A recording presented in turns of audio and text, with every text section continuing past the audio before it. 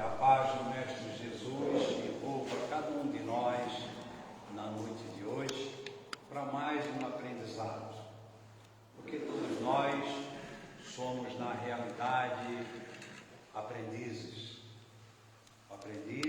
dos ensinamentos do Cristo. Enquanto nós nos encontramos neste mundo ainda de prova e de expiações, devemos agradecer todos os dias ao nosso Pai pela oportunidade que Ele nos concede de estarmos aqui juntos, como irmãos que somos nós, para aprender essa grande escola universal que é o nosso universo, o nosso mundo, o nosso planeta Terra. É a maior faculdade que o ser humano aqui encarnado faz numa encarnação, é a busca do conhecimento religioso, é a busca deste encontro com Deus, com nós mesmos, através dos ensinamentos do Mestre Jesus. Em primeiro lugar, nossos agradecimentos a Deus, a Jesus, à equipe espiritual aqui presente, que nos assiste, que nos assessora, os nossos agradecimentos ao convite carinhoso, como sempre, da direção dessa casa, e também trago um abraço dos nossos irmãos do Centro Espírita Missionários da Luz, aqui de Palhoça. O tema de hoje é a fé transporta montanhas. É no capítulo 19 do Evangelho segundo o Espiritismo, que tem neste capítulo, que nós vamos trabalhar um pouco também, sobre a questão do poder da fé. Nós sempre nos perguntamos a nós mesmos o que é na realidade a fé, que tanto nós falamos sobre a fé, e como é que nós estamos entendendo na questão da fé. O que é a fé para nós? Porque nós, a maioria veio de uma fé religiosa, do catolicismo e de outras doutrinas espiritualistas. Eu tive a felicidade já de reencarnar em berço espírita. Então já tenho uma noção, um conhecimento mais aprofundado dentro dos esclarecimentos espíritas. Mas outros não. Foi mais uma fé no sentido religioso. Então nós vamos trabalhar um pouquinho da fé religiosa e da fé à luz da doutrina espírita. O que Kardec, através dos espíritos superiores, nos trouxeram para nós os esclarecimentos necessários para que nós tenhamos uma noção, pelo menos, da busca dessa fé verdadeira. Como Kardec trabalhou com grande profundidade na questão da fé raciocinada, nos libertando através do conhecimento da fé cega, daquela fé que você crê aqui e descrê ali, aquela fé que qualquer um te conduz numa informação qualquer, sem nenhuma análise daquilo que o outro nos passa. Então, por isso que muitas vezes o indivíduo fica se batendo aqui e acolá, buscando uma explicação e não encontra, principalmente buscando Deus fora dele. E, no entanto, Deus está dentro de cada um de nós.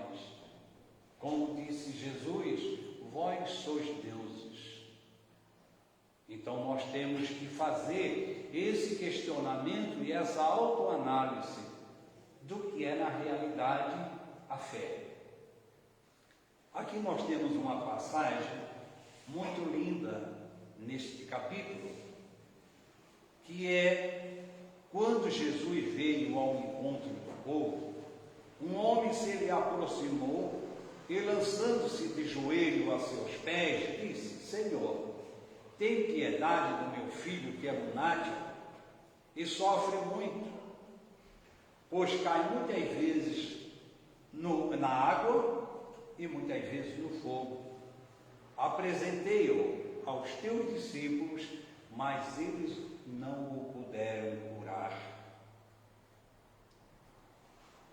E Jesus respondeu, dizendo: ó raça incrédula e depravada, até quando estarei convosco? Até quando vos sofreis? Trazei-me aqui esse menino. E o pai trouxe o menino diante de Jesus, e tendo Jesus ameaçado o demônio, depois nós vamos conversar sobre essa questão, este saiu do menino, que no mesmo instante ficou são. E em particular, os discípulos convidaram Jesus e perguntaram a ele: por que não podemos nós outros expulsar este demônio? E Jesus respondeu para eles: por causa da vossa incredulidade, pois em verdade vos digo, se tivesses a fé do tamanho de um grão de mostarda, direis a esta montanha: transporta-te daqui para colar, e ela se transportaria. Está em Mateus 17, 14 e 20. Ora, essa passagem ela é linda, porque ela tem um sentido de profundidade que merece uma explicação. Quando Jesus respondeu dizendo: ó raça incrédula e depravada, até quando estarei convosco? Até quando vos sofrei? Então, incrédulo, descrente, sem fé, sem conhecimento, depravados, aqueles que vivem mais nas coisas da matéria, no orgulho, na vaidade, no egoísmo, sem nenhuma noção sequer, sem se dar conta daquilo que o indivíduo é, um filho de Deus, sem noção da vida, do que ele faz, achando que muitas vezes a vida é só isso. É os prazeres da matéria, é possuir, é ter. A ganância, o egoísmo, a vaidade, o orgulho, a presunção. E a realidade da vida nada serve. E se recusa a crer, e faz questão de arrastar aqueles que creem para o caminho errado. Então, por isso Jesus disse: raça incrédula e depravada, por quanto tempo ainda tem que estar entre vós? Quando ele traz, o pai traz o menino, e Jesus já antecipadamente já sabia do que se tratava, que ele impõe as suas mãos e expulsa o demônio. Outra questão que devemos analisar. Duas questões. Expulsar. Jesus, na realidade, ele não expulsou, ele encaminhou, ele doutrinou, porque este demônio nada mais é do que um espírito ainda em estado equivocado num processo de obsessão aquele menino, que no momento era uma criança, o corpo, mas era um espírito que já trazia consigo uma animosidade junto àquele obsessor, porque não era de graça que ele estava ali próximo deste menino. Por isso que ele jogava o menino no fogo e na água, para tirar a vida deste menino, porque o objetivo era que ele morresse num processo de vingança. Jesus, sabendo da situação, simplesmente ordenou, orientou para que esse espírito se afastasse, e imediatamente ele ficou são. Ora, o que é que nós fizemos dentro da casa espírita? Nas nossas reuniões mediúnicas, nos nossos atendimentos fraternos. Aqui, por exemplo, nessa doutrinária, quantos irmãozinhos nos acompanharam e quantos outros ficaram lá fora que não puderam entrar? Quem são? São esses nossas diferenças que nós temos do passado. Divaldo Franco diz que tem muita pena dos obsessores,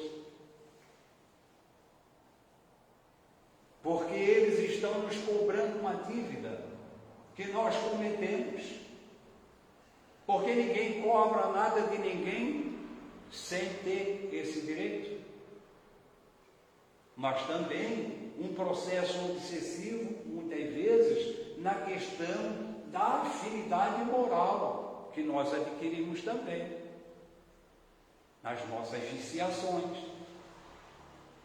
que esses irmãos também viciosos que eram aqui na matéria, depois de desencarnado, eles também continuam no mesmo processo, encontrando um espaço, já que nós somos propensos a determinadas viciações, e eles nos acompanham e passam também a nos intuir, nos obsediando para que eles se aproveitem da ocasião para saciar os seus desejos, das suas viciações que aqui estiveram. Porque os espíritos nada mais são do que a alma dos homens que aqui estiveram, assim como nós agora. Então nós podemos ser este demônio amanhã. É só nós começar a fazer as coisas que não condizem com a justiça divina. E nós vamos responder seriamente. E os discípulos acanhados perguntaram por que nós não podemos.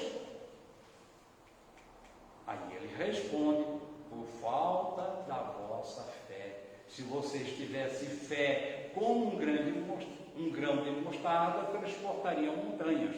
E essas montanhas o que são?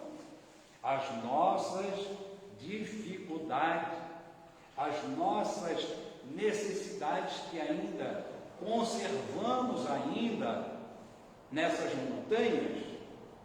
E a fé joca são as dificuldades, as resistências, a má vontade, que é um dos pontos graves na nossa vida, os preconceitos da rotina, o interesse material, o egoísmo, a cegueira do fanatismo e as paixões orgulhosas. É o mundo que nós vivemos. E deixamos de lado a busca do conhecimento na questão espiritual, que é a realidade, que é a vida. Passamos pela vida e não nos damos conta do que somos na realidade. E o que é a vida para mim? Será que a vida é comer, beber, ganhar dinheiro, se divertir, aproveitar o máximo puder, porque a vida é só essa, morreu, tudo acabou, será que é assim? Muitos pensam dessa forma. Não é não, meus irmãos. Nós estamos aqui num mundo de provas e expiações ainda. Por isso é que nos deparamos com dores, com sofrimentos, com dificuldades, com nós mesmos. Porque falta essa autoanálise de nós e de encontro à sabedoria divina para entender que nós somos filhos de Deus. E Deus nos criou não para ser criaturas infelizes, mas sim para sermos felizes.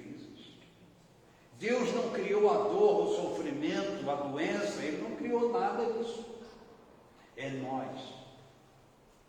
Por causa da nossa falta de fé, no sentido do conhecimento. Porque a fé é conhecimento, meus irmãos. Jesus disse: conhecereis a verdade e ela te libertará. Por isso a fé, ela tem que ser raciocinada. Quando acontece alguma coisa com nós, devemos analisar profundamente. Por quê? Porque todo efeito existe uma causa. Ação e reação. Que na realidade não existe doenças e sim doentes. Nós somos doentes da alma. Se nós tiver esta fé raciocinada, analisada, pensada, questionada, à luz da doutrina espírita, à luz dos ensinamentos do Cristo, tirar o espírito da letra, nós vamos de encontro com uma realidade e começamos a pensar diferente da forma que a gente pensava. Viver o melhor possível, materialmente, que é importante, temos que trabalhar pelo nosso objetivo, tudo isso é importante, mas não nos ater apegado a tudo isso como posse, porque depois de desencarnar vamos passar por uma situação muito grave. A fé robusta dá perseverança, a energia e os recursos que fazem se vençam os obstáculos, assim nas pequenas coisas como nas grandes. O que é essa fé robusta? É aquela fé que você analisa as coisas, você sabe, você entende, você compreende, você caminha com segurança, você realiza os seus sonhos, os seus desejos, os seus projetos, focado em cima do conhecimento e saber entender que acima de tudo existe a sabedoria divina, existe Deus, e tudo que nós fizemos só realizamos com a permissão de Deus. As dificuldades que nós encontramos no caminho faz parte do nosso processo evolutivo. Por isso não devemos reclamar e nos considerar criaturas infelizes. Por que eu sofro tanto? Por que um é assim, o outro é assado? Parece que Deus está me castigando. Não, Deus não está castigando ninguém. Porque se ele tem essa fé robusta, alicerçada em cima da razão, ele enfrenta o dia a dia de cabeça erguida, confiante na sabedoria divina.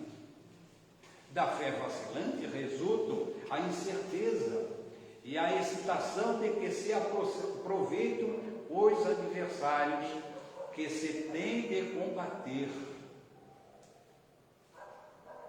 Existem dois adversários que nós temos que combater. Aliás, tem três. Um é nós mesmos. O maior inimigo do homem é ele próprio. Esse é o primeiro adversário. É os nossos pensamentos negativos. Nós temos que combater e analisar todos os dias os nossos pensamentos, as nossas tendências.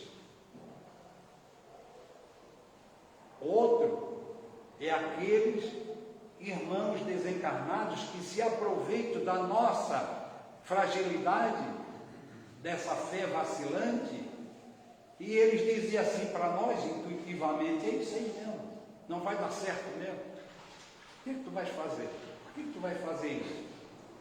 E nós abrimos essa brecha dizendo: não, é verdade, eu sou um zero à esquerda, quem sou eu? Eu não sou nada. Eu vou fazer aquele concurso, mas eu tenho certeza que eu não vou passar, porque tem tantos na minha frente. Eu vou fazer por fazer. Não precisa nem ir, porque ele já diz que não vai dar certo. Ele sai de manhã e vai tentar, como ele diz, buscar um trabalho, mas já diz assim: olha, eu já procurei tanto, hoje vai ser igual aos outros dias. Não confia em si. Qualquer coisa que ele faz, sempre o negativo vem em primeiro lugar. E os adversários desencarnados, que gostam, que querem ver ele na situação mal, se aproveitam em tudo para fazer isso mesmo. E também temos adversários encarnados. Antigamente se falava muito na inveja, né? O olho grande. Tem muita gente que chega às vezes num centro conversar comigo: seu Altamiro, eu estou com uma carga, eu estou com o olho grande em cima de mim, eu dou um passo para frente e dois para trás, tudo dá errado na minha vida, meus negócios, meu serviço, e a gente deixa o indivíduo, vai conversando, e a gente vê que é uma falta de administração, falta de disciplina. Ele é indisciplinado consigo mesmo, ele não sabe conduzir a sua vida, e aí começa a botar culpa no outro, principalmente nos desencarnados, usando como muleta. Ora, aonde é que está esta fé robusta? Não tem. Porque se ele tem, ele diz: eu vou vencer, porque eu sou um filho de Deus. Se hoje não der certo, amanhã vai dar.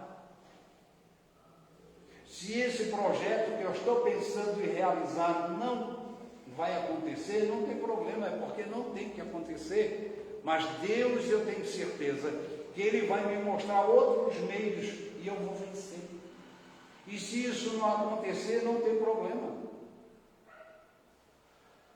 Eu não vou deixar de ser esse filho de Deus que sou. Às vezes sonha alto demais. E nós devemos deixar as coisas acontecer com mais simplicidade na nossa vida, né?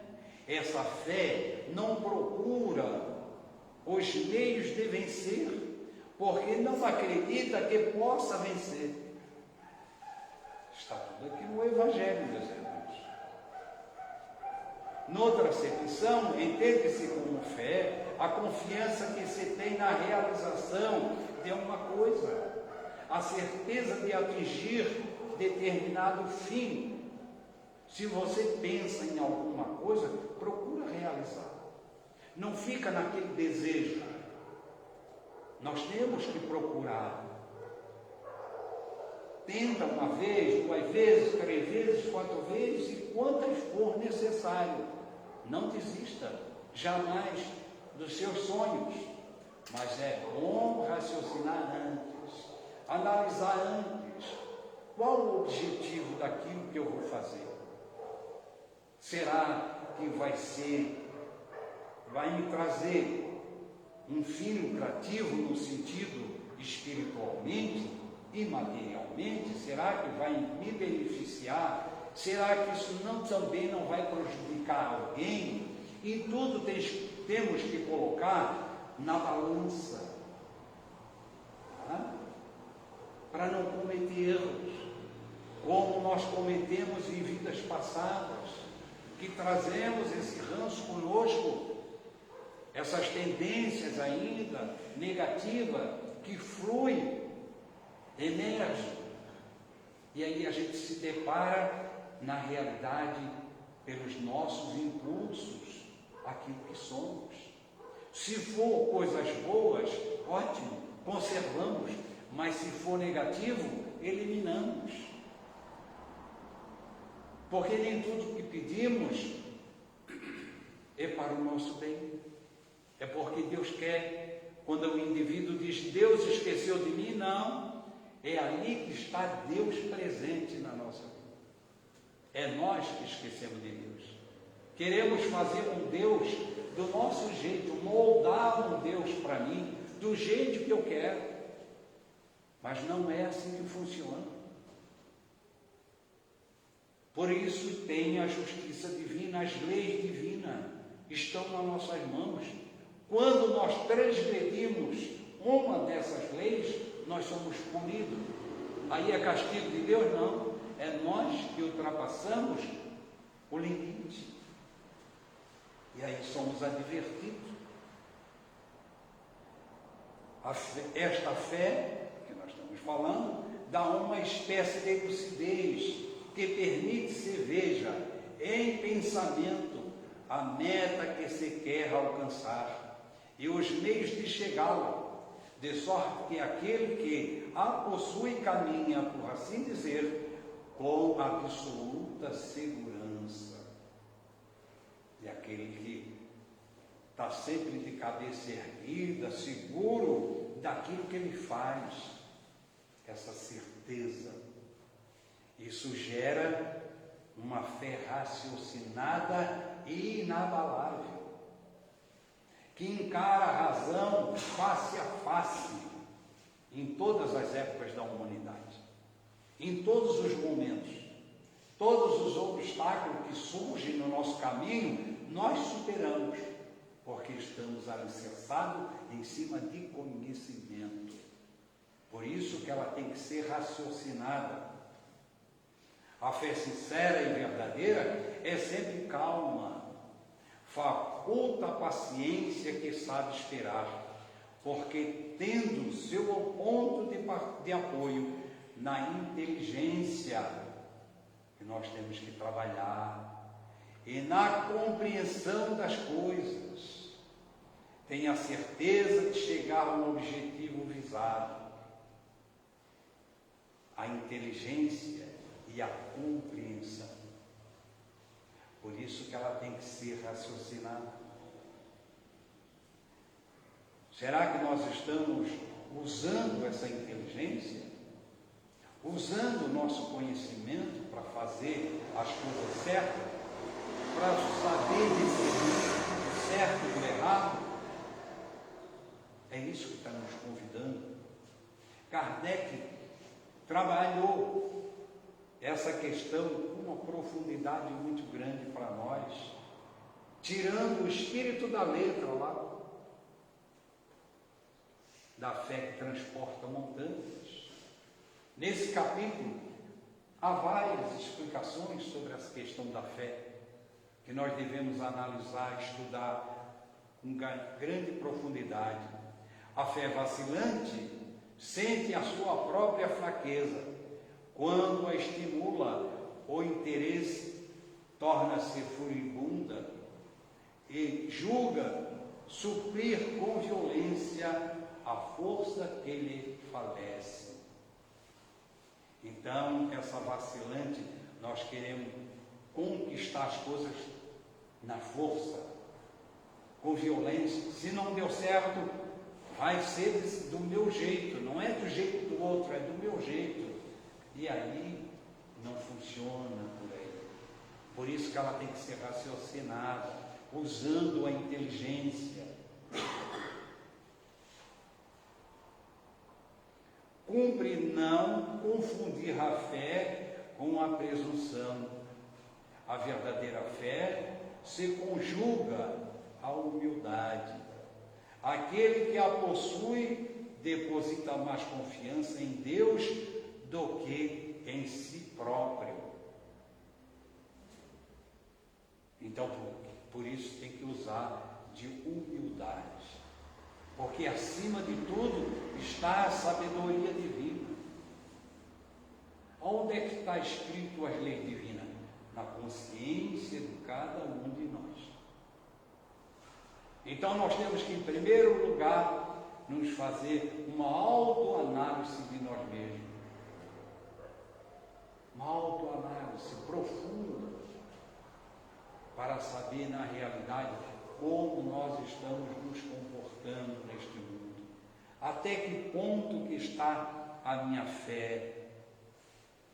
O poder da fé se demonstra de modo direto e especial na ação magnética.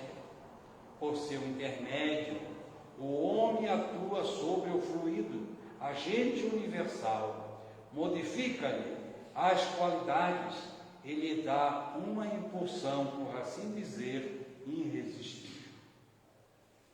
Olha o poder que nós temos em nossa mão quando nós sabemos direcionar o pensamento. Por isso, como eu disse anterior, não diga para você que é incapaz. Sempre diga, eu sou capaz. Eu sou capaz porque eu sou um filho de Deus. E eu vou vencer. Eu vou vencer. Eu tenho certeza. E eu tenho certeza porque não estou só. Deus está comigo e eu tenho a equipe espiritual, o meu anjo de guarda, que está comigo, espíritos amigos que me assessoram e que vão me conduzir para eu atingir o meu objetivo, se assim eu sou merecedor. Se nós for merecedor. Tem uma passagem muito linda que Raul Teixeira nos conta quando ele foi a uma conferência aqui no Rio Grande do Sul e diante dele, aliás, este é um outro caso, é um caso mais especial que encaixa sobre este aqui, sobre a fé, o poder desta fé. Era uma senhora em Belo Horizonte que, quando ele ia fazer as suas conferências lá, um casal sempre ia buscar ele no aeroporto. E neste dia ele sentiu a falta desse casal, porque foi o outro casal que foram buscar ele. E ele perguntou, que dia fulano? E o fulano? Não vieram hoje? Não, Raul, hoje eles não puderam. Porque ela está numa situação muito difícil, muito doente. Ela está com câncer, numa fase até já terminal. E ele se compadeceu, porque gostava muito dessa senhora, porque ela era espírita, e ela trabalhava com as crianças, ela tinha uma equipe de criança, que ela era responsável. E o Raul disse, quando terminar a conferência, eu gostaria de ir à sua casa visitar. E assim o fez. Terminou a conferência, esse casal levou à casa dessa senhora. Chegando lá, ela se encontrava no quarto. Quando Raul entrou no quarto, viu aquela criatura em pele e ossos, sem cabelos, porque a quimioterapia já tinha tirado. O câncer estava muito agressivo.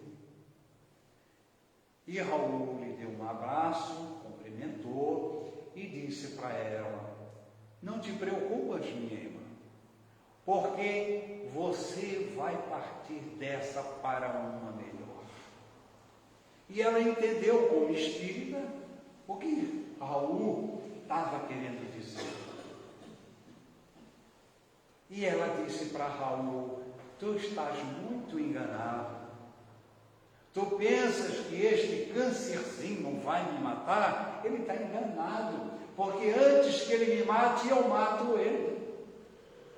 Como é que ficam minhas crianças? Como é que fica elas? Eu preciso, Raul. Eu já pedi a Deus, eu já roguei aos espíritos amigos que me ajude, ao meu mentor que me ajude, para que me dê mais um tempo, para que eu fique aqui, porque eu ainda tenho muito o que fazer. Raul silenciou, conversou mais um tempo com ela, aplicou um passe, se despediu, como se fosse a última vez, e foi embora. Passou algum tempo, Raul foi convidado mais uma vez para ir em Belo Horizonte, no mesmo local, fazer uma outra conferência.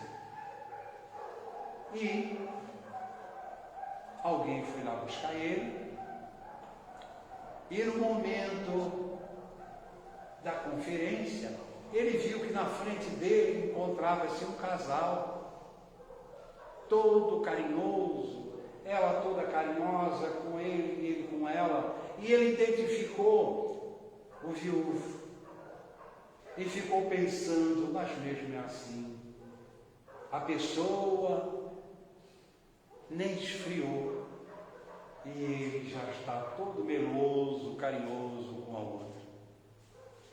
Terminou a conferência, o casal veio ao encontro do Raul e disse: Raul, você não está me conhecendo?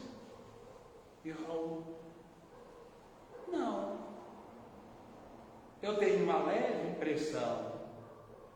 E ela levanta a peruca e disse para ele: eu sou a falecida, Raul. Ele disse: ô danada, pois eu já estava pensando mal de ti. Aí contou a situação. Ela disse: pois é, eu não te disse que eu ia vencer aquele câncer? Pois foi. Eu recebi mais uma oportunidade, uma compulsória, e aqui eu estou. Foi permitido que eu ficasse mais um tempo para cuidar das nossas crianças. Trabalho de caridade, meus irmãos, trabalho de amor, de confiança, de fé. Deus imprime em nós, quando essa fé remove montanhas. São justamente esta fé que remove montanhas.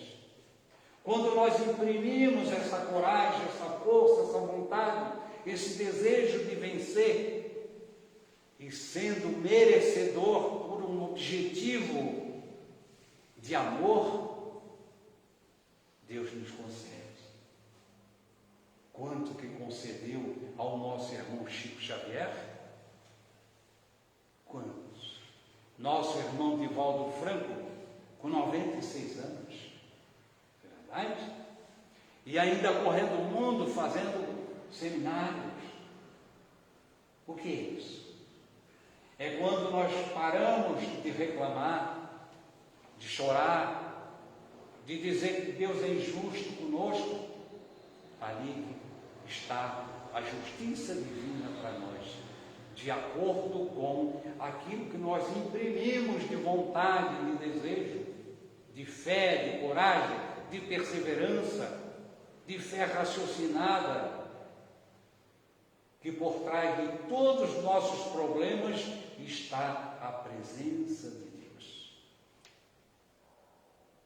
Agradecemos todos os dias, meus irmãos, a oportunidade de estarmos aqui. Agradecemos a Deus, agradecemos a Jesus, agradecemos as nossas dificuldades, porque ali é para nos colocar no caminho certo. Agradecer, meus irmãos. Agradecer agora a Deus, nosso Pai, a Jesus, nosso Mestre. Agradecer a assistência espiritual que aqui se faz presente, espíritos amigos, sabedores que são da necessidade e do merecimento de cada um de nós neste ambiente. Agradecer pelas bênçãos que Deus nos concedeu e que nos concede. Agradeço a bondade, o carinho e a paciência de todos, e que essas energias que vieram ao meu encontro seja revestido em bênção a cada um de vocês. Muita paz, muita luz. Que Deus o abençoe.